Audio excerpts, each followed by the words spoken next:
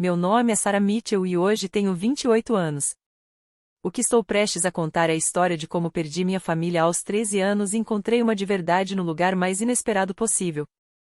Esta não é uma história sobre perdão ou reconciliação. É sobre justiça, consequências e a diferença entre pessoas que se chamam de pais e aquelas que realmente merecem esse título. Antes de eu contar o que aconteceu naquela cerimônia de formatura, quando minha mãe biológica ficou paralisada em sua cadeira enquanto 847 pessoas me viam homenagear a mulher que de fato me criou, preciso voltar ao começo de tudo. Voltar ao Hospital St. Mary's, quarto 314, numa tarde de terça-feira em outubro, quando eu tinha apenas 13 anos. Lembro exatamente do cheiro daquele quarto de hospital, antisséptico misturado com algo floral do aromatizador de ambiente que eles usavam. Eu estava sentada na maca de exame, com as pernas balançando porque ainda era pequena para minha idade, vestindo um daqueles aventais de papel que nunca fecham direito atrás. O Dr. Patterson acabará de explicar meu diagnóstico aos meus pais. Leucemia linfoblástica aguda. Ele disse que era o tipo mais comum de câncer infantil, mas também um dos mais tratáveis. Com quimioterapia agressiva, minhas chances de sobrevivência giravam em torno de 85 a 90%. Boas chances, ele repetia. Chances muito boas. Minha mãe, Linda, estava sentada na cadeira de plástico perto da janela, encarando um ponto fixo na parede. Meu pai, Robert, permanecia de pé, com os braços cruzados, o rosto ficando cada vez mais vermelho. Minha irmã mais velha, Jéssica, que tinha 16 anos na época, mexia no celular, mal prestando atenção. O protocolo de tratamento será intenso, continuou o Dr. Patterson, abrindo gráficos no tablet. Estamos falando de aproximadamente 2 a 3 anos de quimioterapia. A primeira fase é a terapia de indução, que dura cerca de um mês. Sarah precisará ficar internada durante a maior parte desse período. Depois, passamos para as fases de consolidação e manutenção, que podem ser feitas de forma ambulatorial, mas exigirão visitas frequentes ao hospital. Quanto? Foi a primeira coisa que meu pai perguntou. Não se eu ficaria bem, nem o que poderiam fazer para ajudar. Apenas quanto custaria. O Dr. Patterson pigarreou. Com o seguro de vocês, a família será responsável por cerca de 20% dos custos ao longo de todo o tratamento, o que pode variar entre 60 e 100 mil dólares do próprio bolso. Mas temos programas de assistência financeira, planos de pagamento. A risada do meu pai foi dura e fria. Você está me dizendo que temos que pagar 100 mil dólares porque ela ficou doente? Robert, disse minha mãe em voz baixa, mas sem me olhar. Ela ainda não tinha olhado para mim desde o diagnóstico. Senhor, eu entendo que isso seja avassalador, disse o Dr. Patterson. Mas o prognóstico da Sarah é excelente. Com o tratamento, ela tem todas as chances de vencer isso e levar uma vida completamente normal. A Jéssica vai se candidatar às universidades no ano que vem, disse meu pai, como se o médico nem tivesse falado. Yale. Princeton.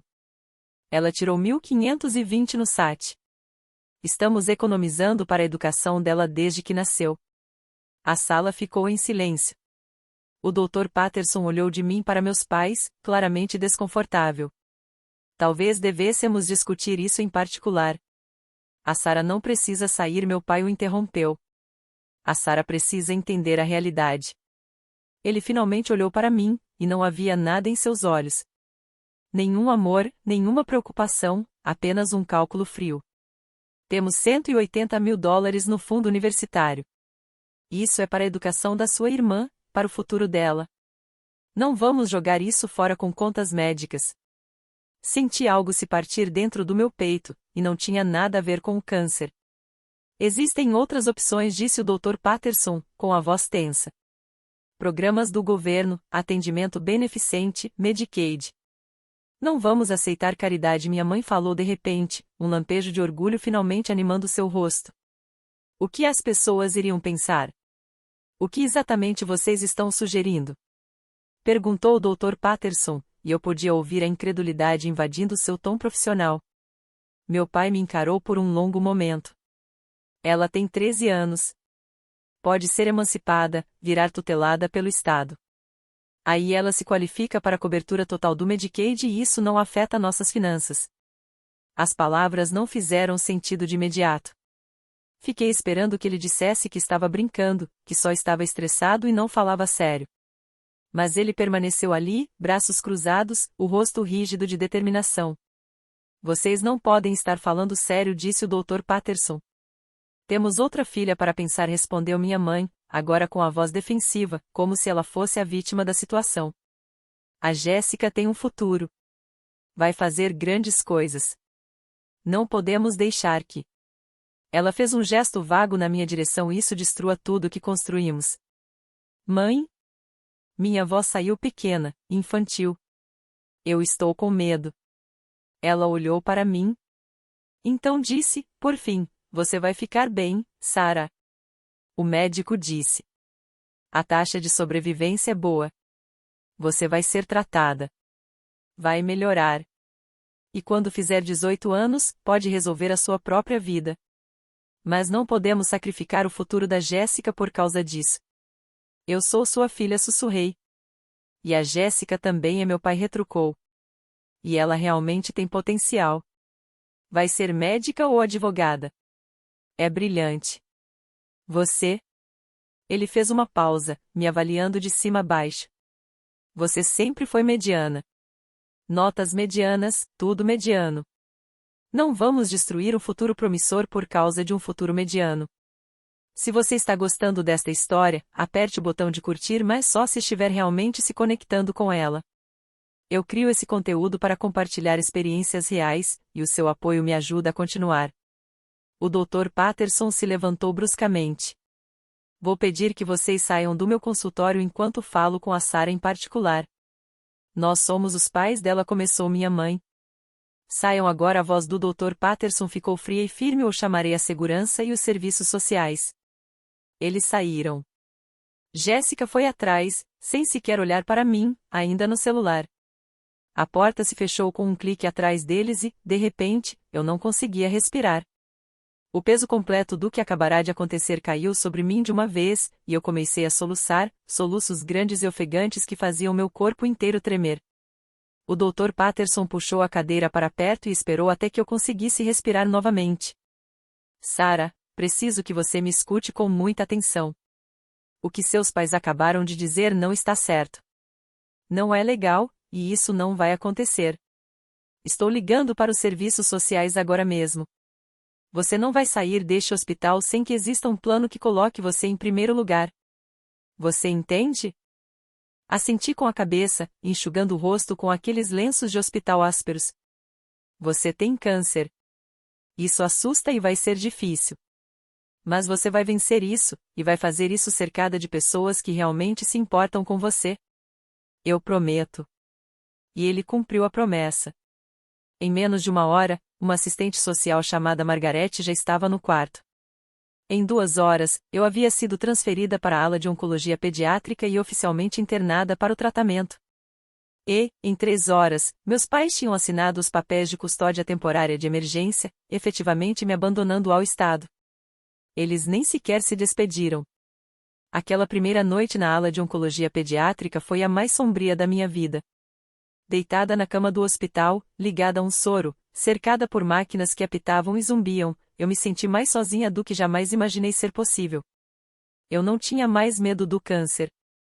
Tinha medo de que ninguém se importasse se eu vivesse ou morresse. Então a Raquel entrou para o turno da noite. Raquel Torres tinha 34 anos, era enfermeira de oncologia pediátrica e trabalhava no St. Mary's havia 8 anos. Tinha cabelos escuros e cacheados, presos num rabo de cavalo prático, olhos castanhos quentes e um sorriso que realmente chegava até esses olhos. Ela não era bonita de um jeito convencional, mas havia algo na presença dela que fazia você se sentir segura. Oi, Sarah, disse ela, conferindo meu prontuário. Eu sou a Raquel e vou ser sua enfermeira esta noite. Como você está se sentindo? Péssima, respondi, com honestidade. Ela puxou uma cadeira e se sentou, me dando toda a atenção. Eu soube do que aconteceu com seus pais.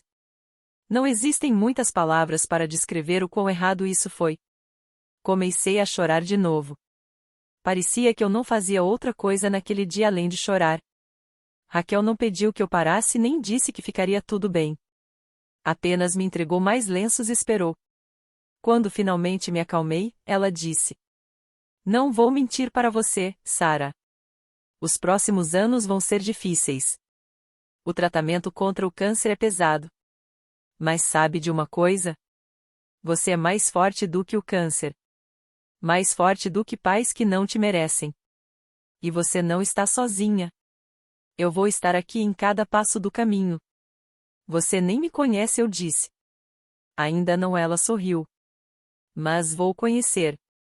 E tenho a sensação de que você é uma pessoa extraordinária. Naquela noite, depois de terminar suas rondas, Raquel voltou ao meu quarto com um baralho de cartas. Jogamos golfiche até 2 da manhã, e ela me contou sobre a vida dela. Ela era divorciada, não tinha filhos, sempre quis ser mãe, mas as coisas não tinham acontecido como ela esperava. Morava numa casa pequena a 15 minutos do hospital, tinha um gato chamado Pancake e era completamente viciada em podcasts de mistério e crimes reais. Por que enfermagem? Perguntei em certo momento. Meu irmãozinho teve leucemia quando eu tinha 18 anos, respondeu ela em voz baixa. Ele venceu. Hoje tem 28 anos, é casado e tem um filho. Mas eu lembro como foi vê-lo passar pelo tratamento. Lembro das enfermeiras que realmente fizeram a diferença e daquelas que só estavam fazendo o trabalho delas. Eu quis ser do tipo que faz a diferença. Seus pais o abandonaram? A pergunta saiu antes que eu pudesse me conter. De jeito nenhum. Minha família inteira se uniu em torno dele. Meus pais ficaram praticamente sem dinheiro pagando tudo que o seguro não cobria, e nunca reclamaram uma única vez. É isso que pais fazem, Sarah. Pais de verdade. Ao longo do mês seguinte, enquanto eu passava pela quimioterapia de indução, Raquel se tornou mais do que minha enfermeira. Ela virou minha defensora, minha protetora e minha amiga. Quando eu estava enjoada demais para comer, ela sentava ao meu lado e contava histórias até a náusea passar.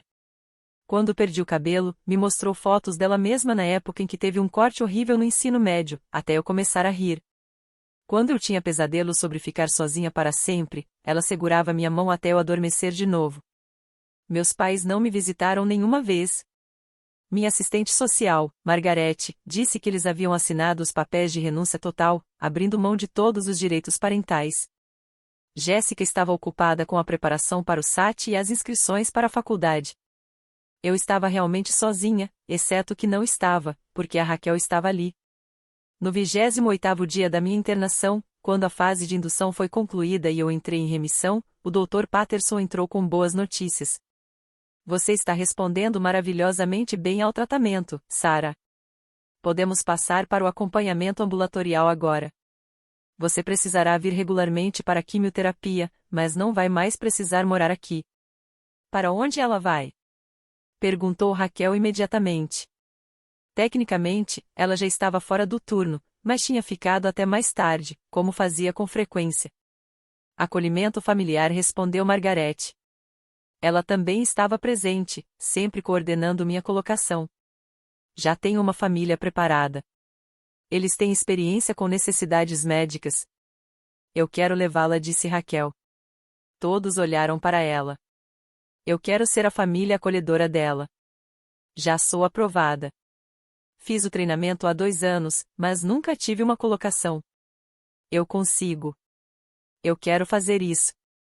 Margarete e o Dr. Patterson trocaram olhares. Raquel, isso é um compromisso de longo prazo. Mais 2 anos de tratamento intensivo, depois anos de acompanhamento.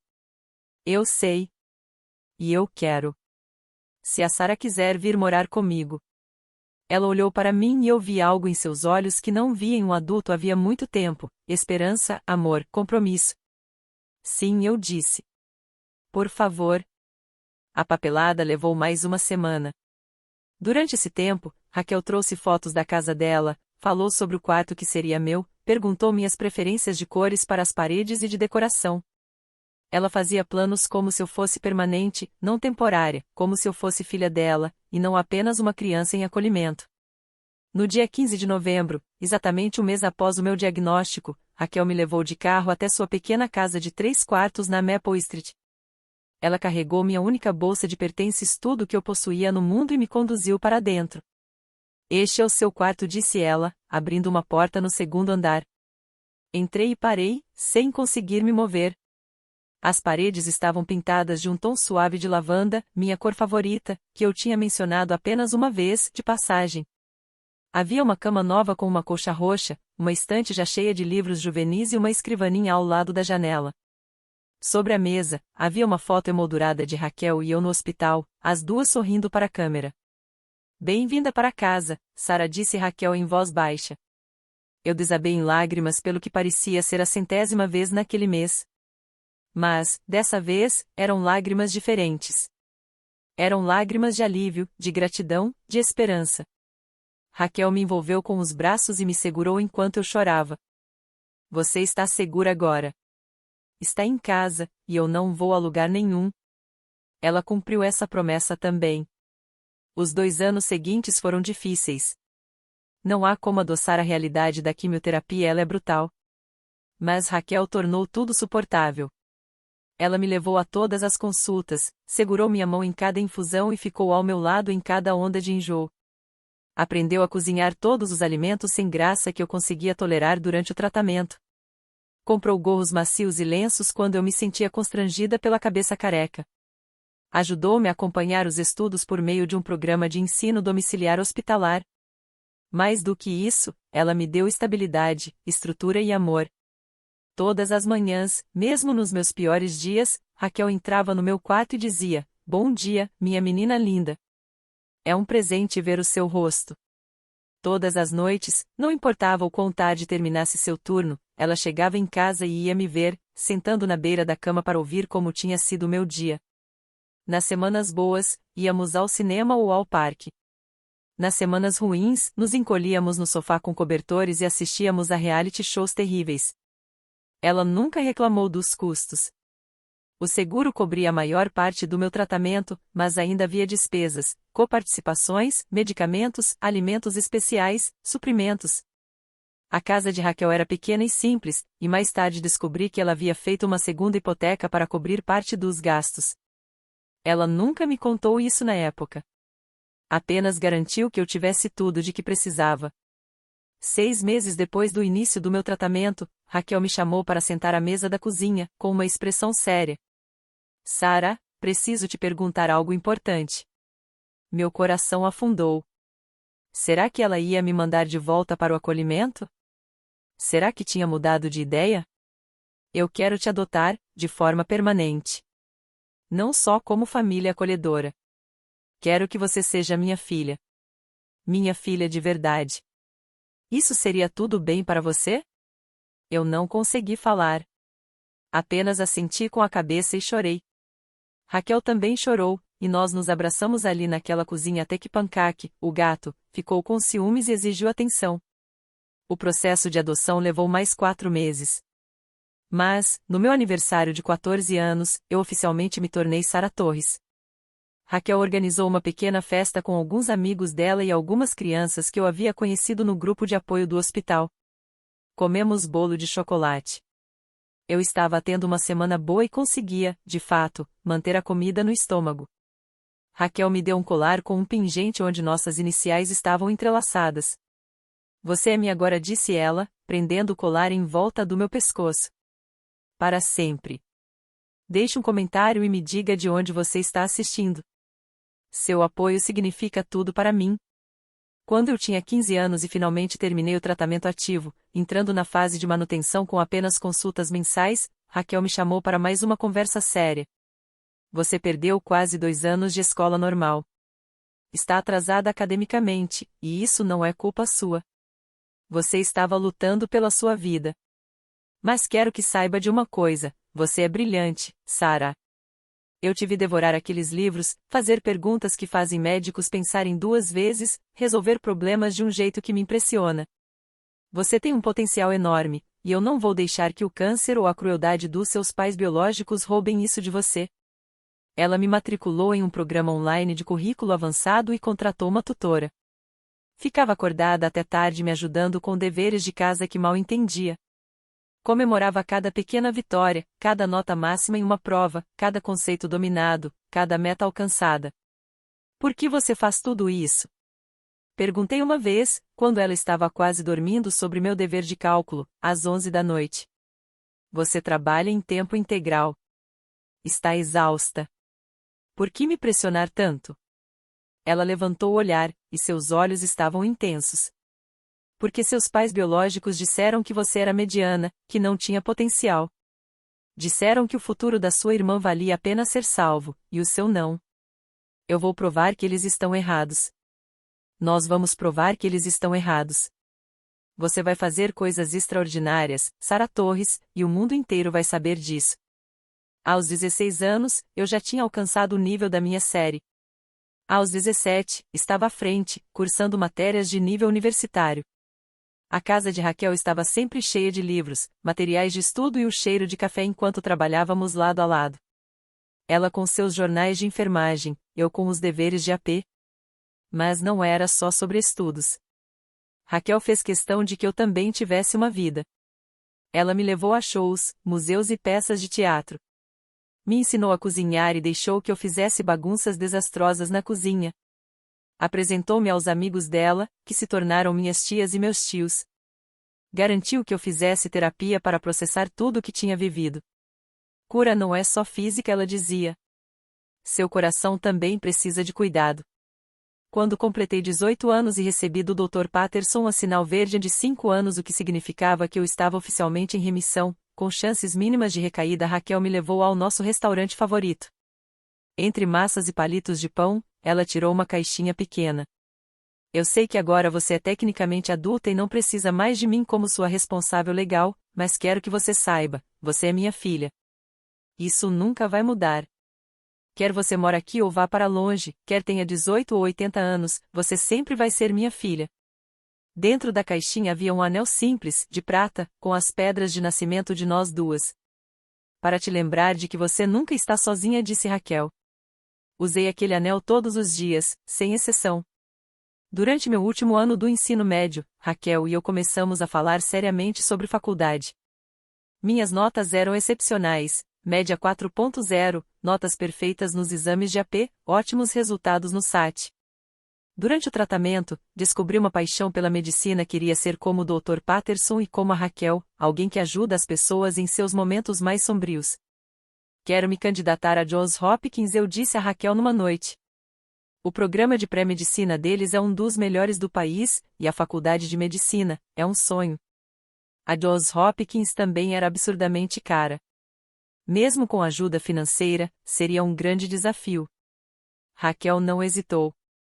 Então é lá que você vai se candidatar. A gente dá um jeito no dinheiro. Você vai se inscrever em Hopkins e vai passar. Ela estava certa. Em março do meu último ano, recebi a carta de aceitação da Universidade Johns Hopkins com uma bolsa significativa. Entre bolsa, auxílios e empréstimos federais, o custo ficou viável. Raquel insistiu em cobrir minhas despesas de moradia. Você se concentra nos estudos, ela disse. Deixa o resto comigo. Senha, mas. Você vai ser médica. Vai salvar vidas. Vai ser extraordinária. Isso vale cada centavo. Chorei ao abrir aquela carta de aceitação, e Raquel chorou comigo. Nós conseguimos. Juntas, provamos que todos estavam errados. Passei 4 anos na Johns Hopkins trabalhando mais duro do que jamais trabalhei na vida. O pré-med era brutal, química orgânica, física, biologia, laboratórios intermináveis, trabalhos e provas sem fim. Eu ligava para Raquel quase todas as noites. Às vezes só para ouvir a voz dela, às vezes para chorar por causa de uma nota ruim ou de um dia difícil. Você consegue, ela dizia, todas as vezes. Você é a Sarah Torres. Você venceu o câncer. Pode vencer qualquer coisa. No meu segundo ano, voltei para casa no recesso de Natal e percebi que Raquel parecia cansada. Mais magra. Perguntei se ela estava bem, e ela desconversou. Só estou fazendo alguns turnos extras para ajudar com suas despesas. Estou bem, querida. Mais tarde, descobri que ela estava trabalhando de 50 a 60 horas por semana, pegando todos os turnos extras possíveis para garantir que eu nunca precisasse me preocupar com dinheiro. Ela nunca me pediu para arrumar um emprego ou contribuir com nada. Apenas se esgotava de trabalhar para que eu pudesse focar nos estudos. No meu terceiro ano, eu estava no topo da turma. No último ano, comecei a me candidatar às faculdades de medicina e a receber entrevistas em programas prestigiados. E a faculdade de medicina da Johns Hopkins me aceitou. Mais 4 anos, eu disse a Raquel pelo telefone quando recebi a notícia. Mais 4 anos e eu vou ser a doutora Torres. Estou tão orgulhosa de você que meu coração vai explodir, disse Raquel, e eu conseguia ouvir as lágrimas na voz dela. Seus pais biológicos não fazem ideia do que perderam. Eles me perderam, eu concordei. Mas eu ganhei você. Diria que fiz o melhor negócio. A faculdade de medicina foi ainda mais intensa do que a graduação. A carga de estudos era implacável, as rotações clínicas exaustivas, a pressão enorme. Mas eu amava aquilo. Amava aprender como o corpo humano funciona, como diagnosticar doenças, como ajudar as pessoas a se curarem. Me especializei em oncologia, querendo ajudar crianças como eu tinha sido um dia. Raquel esteve presente em cada marco, a cerimônia do jaleco branco, meu primeiro dia de rotações clínicas, o dia do resultado da residência. Ela estava sempre lá, sempre orgulhosa, sempre me apoiando. E, ao longo de tudo isso, 13 anos de estudo, centenas de quilômetros de distância entre nós, inúmeras noites estressantes e dias difíceis, eu nunca ouvi nada dos meus pais biológicos. Nem uma única ligação, e-mail ou mensagem. Eles seguiram com as vidas deles, e eu segui com a minha. Ou pelo menos foi o que eu pensei. Em abril do meu 4º ano de faculdade de medicina, recebi a notícia de que havia sido escolhida como oradora da turma, a melhor aluna da formatura.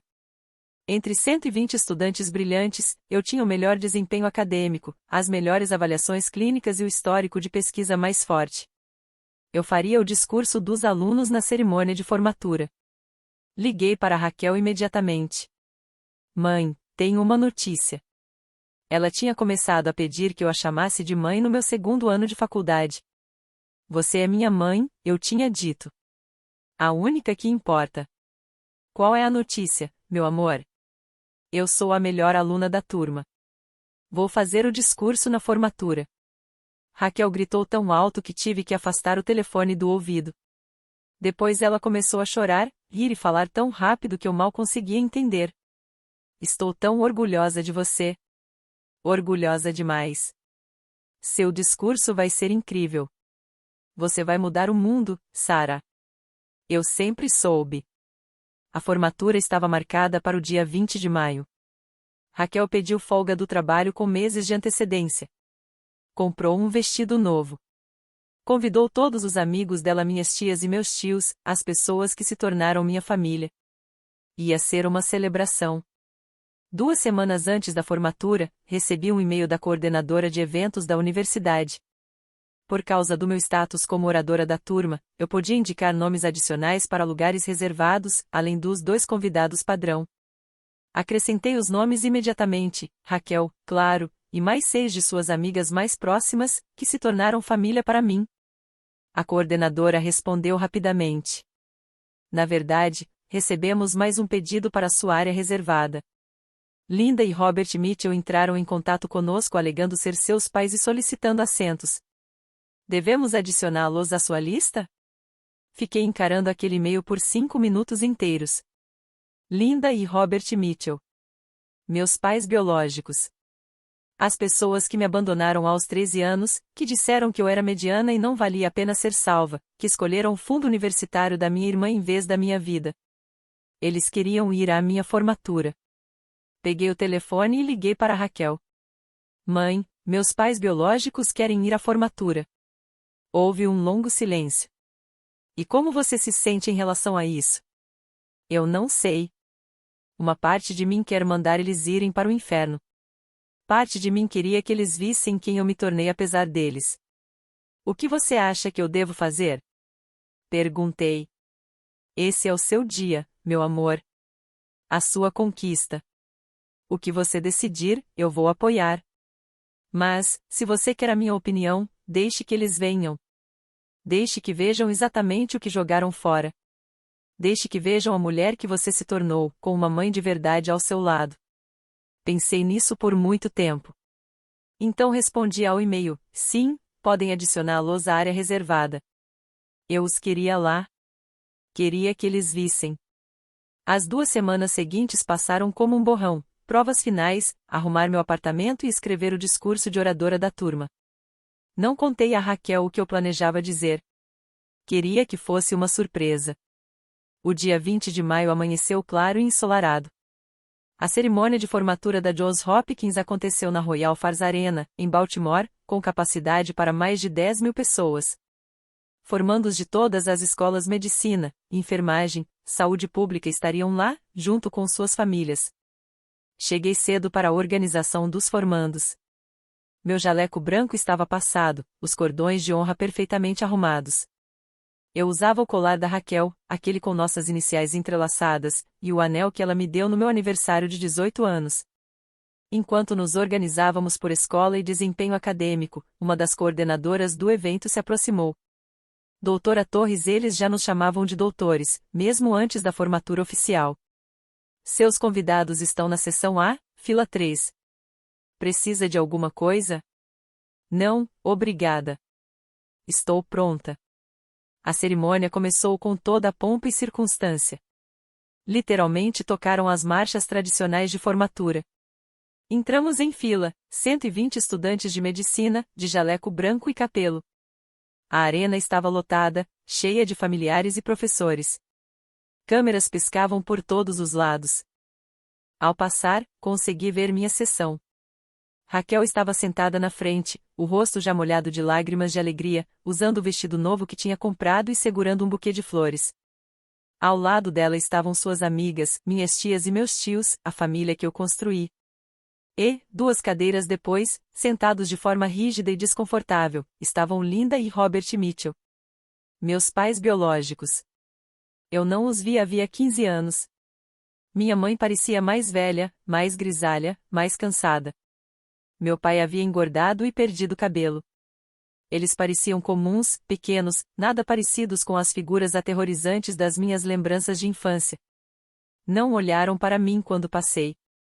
Estavam folheando o programa, provavelmente tentando descobrir onde a outra filha deles estava sentada na multidão. Nem lhes ocorreu que aqueles assentos reservados eram para mim. A cerimônia seguiu com os discursos tradicionais, as boas-vindas do reitor, a fala do presidente da universidade, as palavras do palestrante principal, um cirurgião renomado. Então chegou o momento do discurso dos alunos. E agora, disse o reitor, aproximando-se do púlpito, é com imensa honra que apresento nossa oradora da turma, a estudante escolhida para representar a turma de 2026 da Faculdade de Medicina da Johns Hopkins. Ela se formou no topo da turma, conduziu pesquisas inovadoras em oncologia pediátrica e impressionou absolutamente todos os seus professores com sua compaixão, inteligência e dedicação. Senhoras e senhores, a doutora Sarah Torres. A arena explodiu em aplausos. Eu me levantei e caminhei até o palco, o coração disparado. Ao subir os degraus, vi Raquel de pé, aplaudindo com tanta força que devia estar com as mãos doendo, lágrimas escorrendo pelo rosto. Também vi meus pais biológicos. Os 2 haviam ficado completamente imóveis, encarando os programas. A mão da minha mãe estava congelada a meio caminho da boca. Meu pai estava pálido. Eles tinham entendido. Ajustei o microfone no púlpito. 10.000 pessoas me observavam. Respirei fundo e comecei. Obrigada, Reitor Morrison. Aos nossos ilustres convidados, professores, famílias e, mais importante, aos meus colegas formandos. Parabéns! Nós conseguimos! Houve aplausos e comemorações. Quando eu tinha 13 anos, fui diagnosticada com leucemia linfoblástica aguda. Lembro de estar sentada naquele quarto de hospital, apavorada, me perguntando se iria viver ou morrer. Lembro do médico explicando as opções de tratamento, as taxas de sobrevivência, o longo caminho pela frente. E lembro do momento em que percebi que teria de percorrer esse caminho sozinha. A arena ficou em silêncio absoluto. Todos ouviam atentamente. Meus pais biológicos fizeram uma escolha naquele dia. Decidiram que a minha vida não valia a pena ser salva, que o custo do tratamento era alto demais, que a faculdade da minha outra irmã era mais importante do que a minha sobrevivência. Eles me abandonaram naquele quarto de hospital, e eu nunca mais os vi. Eu tinha 13 anos, careca por causa da quimioterapia, aterrorizada e sozinha. Consegui ver minha mãe biológica na plateia. Ela estava completamente branca, com a mão agora totalmente cobrindo a boca. Meu pai encarava o próprio colo, se recusando a levantar os olhos. Ao redor deles, as pessoas começavam a cochichar, lançando olhares em sua direção. Mas eu não fiquei sozinha por muito tempo, porque uma enfermeira de oncologia pediátrica chamada Raquel Torres, fiz uma pausa, olhando diretamente para Raquel, que agora chorava abertamente. Vi uma criança assustada que precisava de uma família. E ela não me tratou apenas como paciente. Ela me levou para sua casa. Segurou minha mão durante a quimioterapia. Me fez rir quando eu queria desistir. Me ensinou que família não é sobre biologia. É sobre presença. É sobre amor. É sobre acreditar em alguém, mesmo quando essa pessoa não acredita em si mesma. Raquel cobriu o rosto com as mãos, os ombros tremendo. Raquel me adotou quando eu tinha 14 anos. Trabalhou em turnos dobrados para pagar tudo de que eu precisava. Ficava acordada até tarde me ajudando a recuperar as aulas que eu havia perdido. Ela me dizia que eu podia ser qualquer coisa, fazer qualquer coisa que sonhasse. Quando eu disse que queria estudar na Johns Hopkins, ela respondeu: então é para lá que você vai, e eu estarei ao seu lado. O público aplaudiu. Esperei o som diminuir. Eu venci o câncer. Concluí o ensino médio com honras. Terminei a graduação em 3 anos. Me destaquei na faculdade de medicina. Vou me tornar oncologista pediátrica, ajudando crianças como aquela que eu fui. E fiz tudo isso porque uma mulher acreditou em mim. Uma mulher me mostrou como é o amor de verdade. Tirei o cabelo da cabeça, quebrando o protocolo, mas não me importei. Este diploma pertence a Raquel Torres. Esta conquista é dela tanto quanto é minha. Ela salvou a minha vida, não apenas do câncer, mas da ideia de que eu não valia nada. Ela me ensinou que eu mereço ocupar espaço neste mundo, que eu mereço sonhar grande, que eu mereço ser amada. Olhei diretamente para meus pais biológicos pela primeira vez. Minha mãe chorava agora, mas não eram lágrimas de alegria. Eram lágrimas de compreensão tardia. Meu pai ainda se recusava a levantar os olhos. Aos meus pais biológicos que estão aqui hoje, fiz uma pausa, deixando aquilo pesar, deixando todos naquela arena saberem exatamente de quem eu estava falando. Obrigada por me ensinarem o que não ser. Obrigada por me mostrarem que títulos não fazem uma família. Obrigada por terem me abandonado, para que eu pudesse encontrar a minha verdadeira mãe. O silêncio foi ensurdecedor. E para você, mãe, olhei para Raquel, que agora estava de pé, com uma mão pressionada contra o coração. Obrigada por cada sacrifício. Obrigada por cada noite mal dormida, cada consulta médica, cada lágrima que você enxugou. Obrigada por me escolher quando ninguém mais escolheu. Obrigada por ser minha mãe. Você é o motivo de eu estar aqui hoje. Eu te amo. Isso é por você. A arena explodiu. Aplausos, gritos, pessoas de pé, o barulho era avassalador. Mas eu só conseguia olhar para Raquel, que chorava tanto que mal conseguia se manter em pé, amparada pelas amigas. Ela sussurrou, sem som: eu te amo. E eu respondi do mesmo jeito. Também observei meus pais biológicos. Minha mãe estava paralisada, o rosto uma máscara de horror e tristeza. Meu pai mantinha a cabeça entre as mãos. Ao redor deles, as pessoas já tinham entendido quem eles eram, e os olhares que recebiam não eram nada gentis. Eles haviam ido ver a filha que abandonaram se formar. Em vez disso, foram publicamente identificados como as pessoas que valorizaram dinheiro acima da vida da própria filha. Concluí meu discurso. As partes sobre medicina, nossa responsabilidade com os pacientes, nosso juramento de não causar dano. Mas a mensagem verdadeira já havia sido transmitida. Quando voltei para o meu lugar, meus colegas se levantaram e aplaudiram. Vários me abraçaram enquanto eu passava. O restante da cerimônia virou um borrão, a outorga dos diplomas, a troca das borlas, a saída solene. Tudo em que eu conseguia pensar era em chegar até Raquel. Depois que a cerimônia terminou, houve uma recepção no salão ao lado. Fui imediatamente cercada por colegas, professores e pessoas que eu nem conhecia, todos me parabenizando pelo discurso. No meio da multidão, vi Raquel abrindo caminho em minha direção. Quando ela chegou até mim, nós duas desabamos. Nós nos abraçamos no meio daquele salão de recepção lotado e choramos, sem nos importar com quem estivesse vendo. Você não precisava ter feito aquilo, Raquel soluçava. Não precisava ter me dado todo o crédito. Precisava, sim, porque é a verdade. Tudo aquilo é verdade. Eu tenho tanto orgulho de você. Muito, muito orgulho. Fomos interrompidas pelo reitor Morrison, que queria tirar fotos, e depois por repórteres da imprensa local, que ficaram sabendo do meu discurso e queriam entrevistas.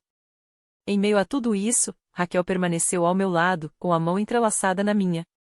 Vi meus pais biológicos mais uma vez do outro lado do salão. Estavam sozinhos, ninguém se aproximava deles, observando de longe. Minha mãe parecia querer vir até mim, mas estava com medo demais. Meu pai parecia irritado, o rosto vermelho. Eles não se aproximaram. Cerca de 20 minutos depois, foram embora. Descobri o que havia acontecido depois, por meio de uma série de mensagens de voz e e-mails que chegaram nos dias seguintes. Aparentemente, depois de me abandonarem 15 anos antes, meus pais realmente haviam investido todos os recursos na educação de Jéssica. Ela estudou em Yale e depois fez faculdade de Direito. Conseguiu um emprego muito bem pago em um grande escritório corporativo. Conheceu e se casou com um banqueiro de investimentos rico. Meus pais passaram a viver do apoio financeiro que Jéssica lhes dava, depois de gastarem suas próprias economias na educação dela e o fundo de aposentadoria ajudando-a a comprar uma casa. Mas 6 meses antes da minha formatura, o marido de Jéssica foi pego em um esquema de uso de informação privilegiada. Ele foi preso. Jéssica perdeu o emprego por causa do escândalo. A casa foi tomada. Jéssica, agora sem dinheiro e desmoralizada, não podia mais sustentar meus pais. Eles foram à minha formatura na esperança de se reconectar, na esperança de que a filha abandonada tivesse se tornado bem-sucedida o suficiente para ajudá-los. Viram meu nome como oradora da turma e acharam que era uma oportunidade. Em vez disso, foram publicamente expostos diante de 10.000 pessoas. A primeira mensagem de voz da minha mãe chegou naquela mesma noite. Sarah, é a sua mãe. Eu sei o que você deve pensar de nós, mas nunca quisemos que isso acontecesse. Estávamos com medo. Cometemos um erro. Um erro terrível. Mas você está indo tão bem agora, e temos tanto orgulho, e pensamos que talvez você pudesse, nós precisamos de ajuda. A Jéssica não pode mais nos ajudar e estamos prestes a perder a casa. Achamos que, já que você é médica agora, por favor, me ligue. Eu apaguei a mensagem. 2 dias depois, veio o e-mail do meu pai. Sarah, sua mãe está devastada. Você nos humilhou em público. Tomamos a melhor decisão possível naquela época, dadas as circunstâncias. Você acabou ficando bem, então claramente não arruinamos sua vida como você diz. Somos seus pais. Você nos deve pelo menos uma conversa. Ligue para nós. Eu não respondi. Nas 2 semanas seguintes, eles ligaram 47 vezes. Enviaram e-mails, mensagens de texto, mensagens pelas redes sociais. Cada uma era uma mistura de chantagem emocional, exigências e pedidos de dinheiro mal disfarçados.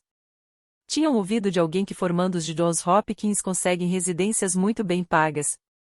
Sabiam que eu logo estaria ganhando dinheiro como médica. Achavam que eu poderia ajudar. No 15º dia, enviei um único e-mail. Vocês me disseram quando eu tinha 13 anos que não podiam arcar com o custo de uma criança doente. Disseram que a Jéssica tinha potencial e que eu não tinha. Vocês me abandonaram quando eu mais precisava.